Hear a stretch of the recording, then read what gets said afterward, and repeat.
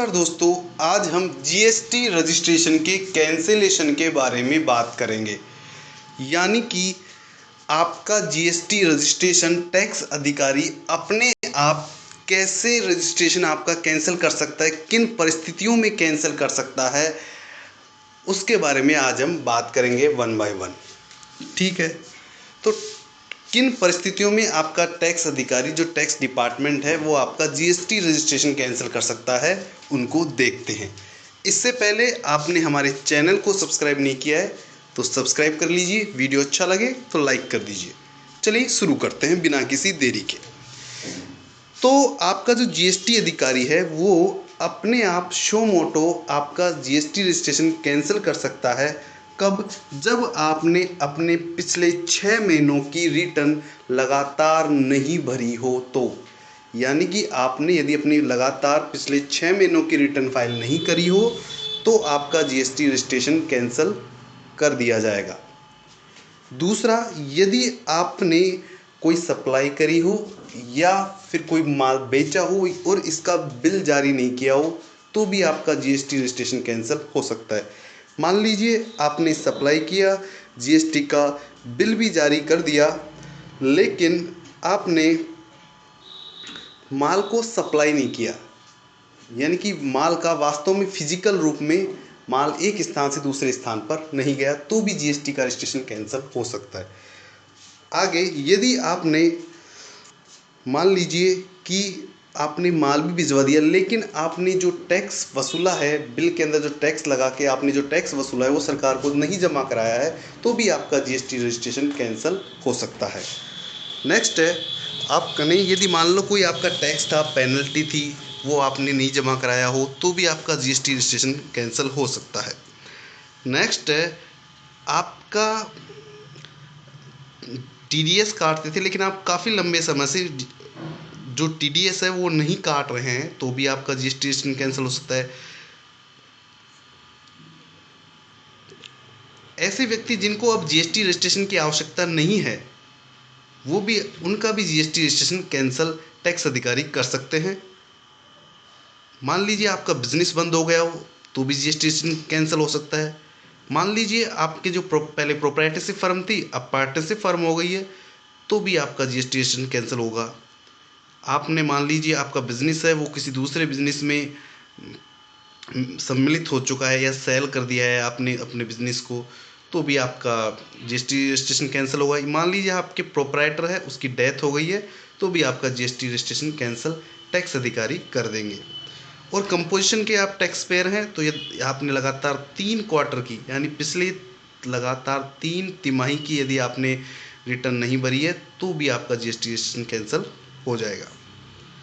और यदि आपने रजिस्ट्रेशन किसी फ्रॉड के आधार पर आपने अपना जीएसटी रजिस्ट्रेशन लिया है तो भी आपका जीएसटी रजिस्ट्रेशन कैंसिल हो जाएगा। अब बात करते हैं कि क्या मुझे इस कैंसिलेशन की कार्रवाई होगी जो डिपार्टमेंट करेगा, क्या मेरे को उसको सूचित किया जाएगा? बिल्कुल सूचित किया जाएगा। आपको एक सो कॉज नोटिस दिया जाएगा और एक टाइम दिया जाएगा, उसके अंदर आपको आपका जवाब देना है तो ये नोटिस टैक्स अधिकारी जारी करेंगे। अगला है कि क्या कंडीशन होंगी कि जिनके आधार पे आपको ये शोमोटो कैंसिलेशन जारी किया जाएगा। उसके लिए एक वैलिड रीज़न होना चाहिए जो हमने अभी बात करी है। अगला है कितने टाइम लिमिट के अंदर यदि मेरे को सो कॉज नोटिस जारी होता है तो मैं कितने टाइम लिमिट के अंदर करना होगा, तो आपको 7 वर्किंग डेज के अंदर आपको उसका रिप्लाई करना होगा। और कहाँ पे रिप्लाई करना होगा, आपको अपनी लॉगिन करके सर्विसेज में जाना होगा, रजिस्ट्रेशन में जाना होगा, वहाँ पर एप्लीकेशन फॉर फाइलिंग क्लियरिफिकेशन पर आपको क्लिक करके अपना रिप्लाई देना होगा, वो भी 7 दिनों के अंदर। यदि आपने 7 दिनों के अंदर जवाब नहीं दिया है तो आपका टैक्स ऑफिसर है वो आपका रजिस्ट्रेशन कैंसिल कर देगा। क्या होगा यदि मान लो आपने सो कॉज नोटिस है जो ड्रॉप हो गया हो, यानी कि आपने अपनी जो भी रिटर्न है वो भर दी हो या फिर आपके जवाब से वो टैक्स अधिकारी संतुष्ट हो गया हो, तो आपका क्या होगा कि वो सो कॉज नोटिस है वो ड्रॉप हो जाएगा और आपका जो स्टेटस जीएसटी में पहले आ रहा था प्रोसीडिंग फॉर कैंसिलेशन इनिशिएटेड, यानी कि जैसे ही अधिकारी ने टैक्स का आपका शो कॉज नोटिस जारी किया, आपका स्टेटस क्या आ जाएगा जीएसटीएन पर, प्रोसीडिंग फॉर कैंसिलेशन इनिशिएटेड, वो वापस अब किस में चेंज हो जाएगा, एक्टिव के अंदर।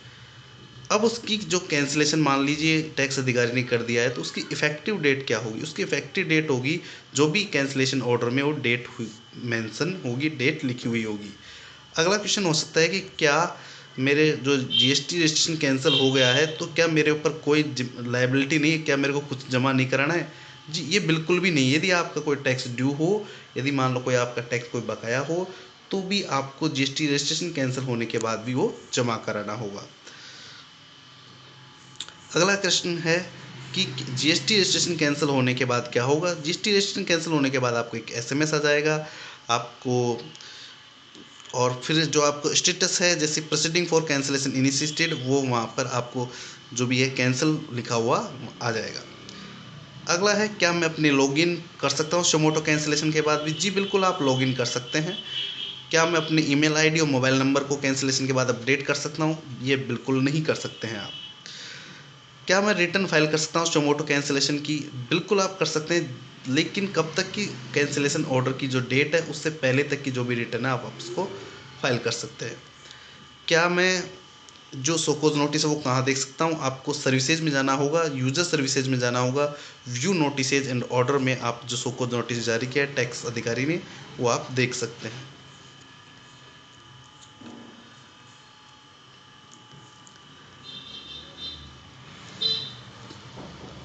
अगला है क्या मैं मान लीजिए कि टैक्स अधिकारी ने शोमोटो कैंसिलेशन के लिए एप्लीकेशन जो है वो इनिशिएट कर दिया हो, और क्या मैं कैंसिलेशन की जो एप्लीकेशन है मैं क्या मैं खुद लगा सकता हूँ?